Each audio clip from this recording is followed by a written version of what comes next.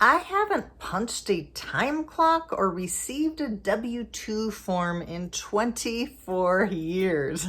And I want to share 18 ways that I have made money without a typical job. A couple of the ways, not part of the 18 ways, although definitely not typical jobs, is first of all, owning a restaurant. I'm not putting that in the mix because that was worse than a job, in my opinion. I do this public service thing now where if anybody wants to open a restaurant, I take them out to coffee and try to talk them out of it.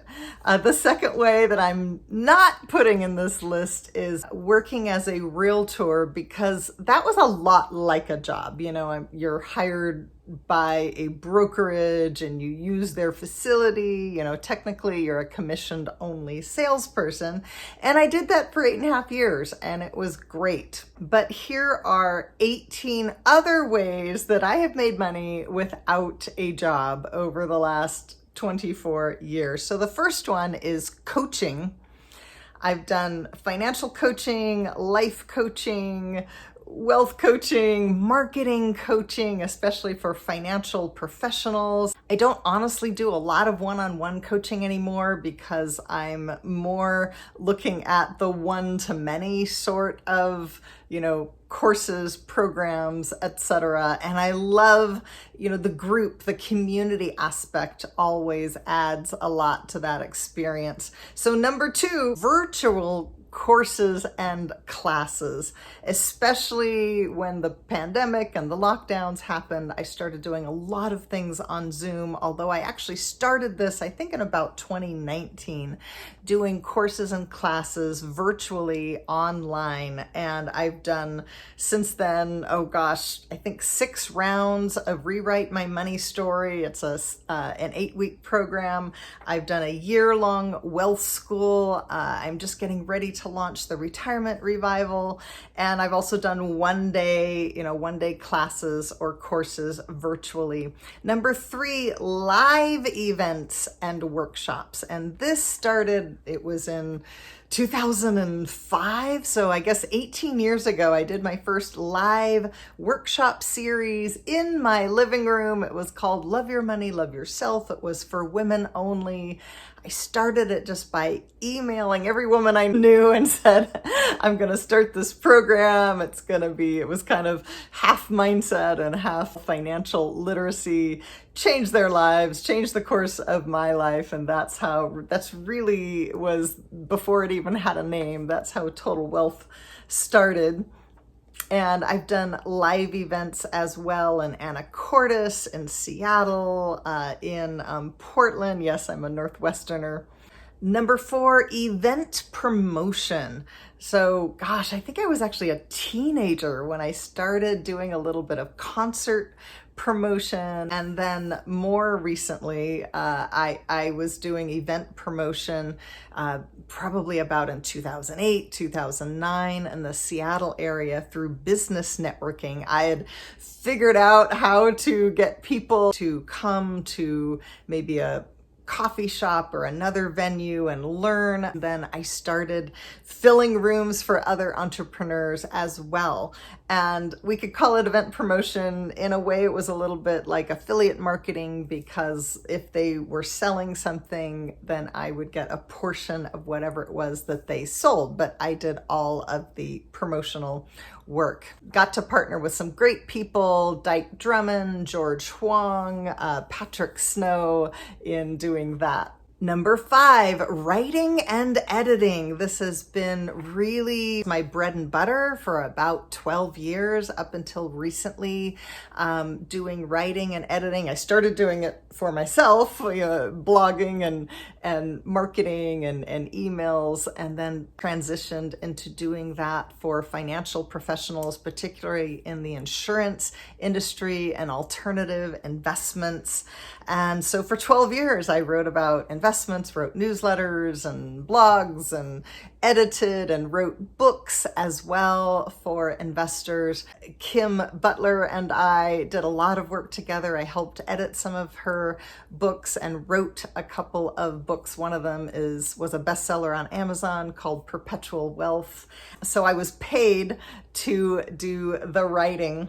Number 7, royalties. And this is different from being paid to do the writing. Royalties, you get paid for the sale of that book. And I negotiated for half of the royalties on that. And so every quarter I get money. Thank you, Amazon. I'm looking forward to having more books on Amazon because I like royalties. 7, content licensing. This also grew out of the writing work, but it was different. I started having a lot of other financial professionals when I was working for Kim ask if I could work for them as well. And I knew that I had kind of hit my limit of how much time I wanted to spend on my laptop every week. And so Kim and I chatted. She had a great network of other advisors and agents, and we put together a series of articles and special reports and an ebook, and we kind of white labeled it where other advisors could use it. You know, they could make some small changes and put it on their blogs or send out newsletters based on the same content. And so we did this content licensing project. I did the work and Kim had the network. And I remember the week that we launched it, we did a teleseminar, and I think we earned like $32,000 that we split, I think, on the first week. And we did that for about 3 years. I got to a point where the content just needed too much updating and we kind of moved in different directions. But that was a great business. Probably brought in, a total of maybe 6 figures over a few years. Number 8, real estate profits or capital gains.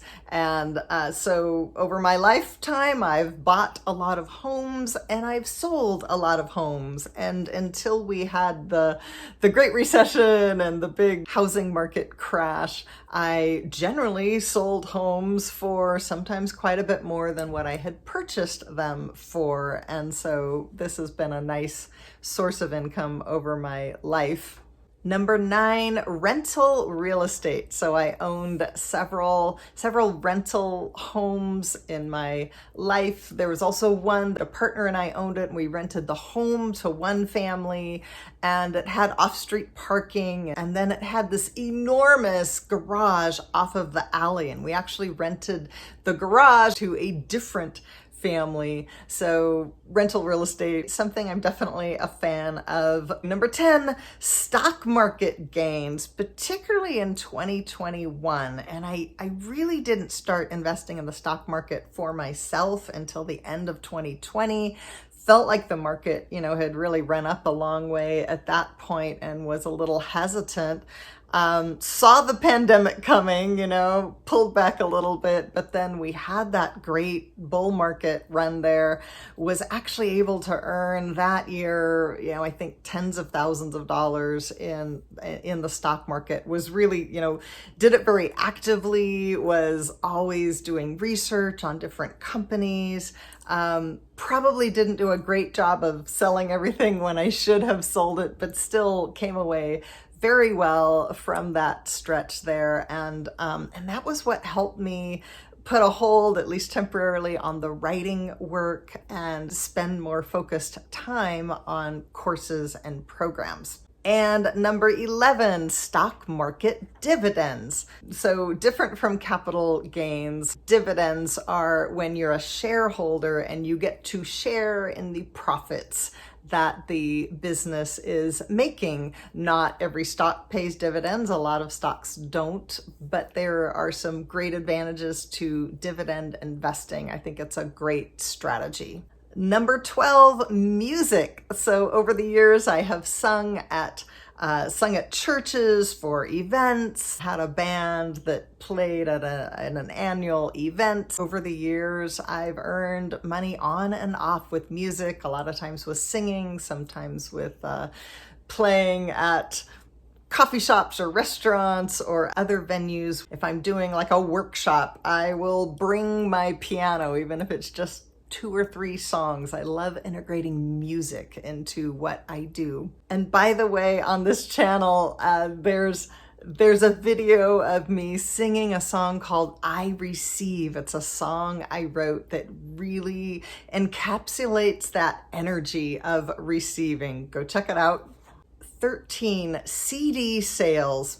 Okay, I debated putting this in here because even though I've made, a decent amount of money from selling CDs, if I go back and look at the math, I spent more money producing and manufacturing those CDs. So I'm not sure that's really a win, but I have made money selling CDs, a little different from performing. Number 14, building websites. This is something I did for maybe a year or so, just kind of on the side when I was after my foreclosure and I was just starting to get back on my feet. It was actually pretty fun. I only built a few websites and it just ended up not being where I focused my energy, but I did learn WordPress, learned enough to be dangerous. I need to update my website for Total Wealth Coaching. I have website shame right now. Number 15, the sale of domain names. Yes, I have way too many domain names and I've had some pretty good offers on a few of them. So I've sold the domain names and love digital real estate. Kind of a cool little thing. Number 16, focus groups. Haven't done this in a while, but again, back when I was getting back on my feet, looking for ways to make money, focus groups were definitely happening in the Seattle area. As a matter of fact, I was paid, I think, a few $100s to do a focus group for a couple of hours on the Ford Focus, a focus group on Ford Focus. I thought that was funny. Before anybody knew what a Ford Focus was, so that kind of dates it there. And I did several other focus groups. They were fun. They were interesting. One of them was a mock trial. We were hired, by a law firm to test out like a jury trial situation. It was quite interesting. Number 17, network marketing. I've done this on and off over the years. Generally for me, it's been about the product. I've never really been a big business builder, but sometimes I have made some money with network marketing, sharing the products. A number of years ago, I got excited about a mangosteen juice called Zango. I think that was my most successful. I was the Zango queen of West Seattle at the time. Just recently joined back up with Isogenics because I learned that they bought the original formula to Zango and I loved all of the benefits of the mangosteen juice. I've got a friend who's very, very successful in Isogenics. If you want any mangosteen juice, you just let me know. But it's been fun. I do have some friends that do it, as their main gig, and network marketing, absolutely a legitimate way of making money. It's just a different sort of a business model. And 18, affiliate and referral marketing. I've done various kinds of affiliate and referral marketing over the years, beginning as a realtor.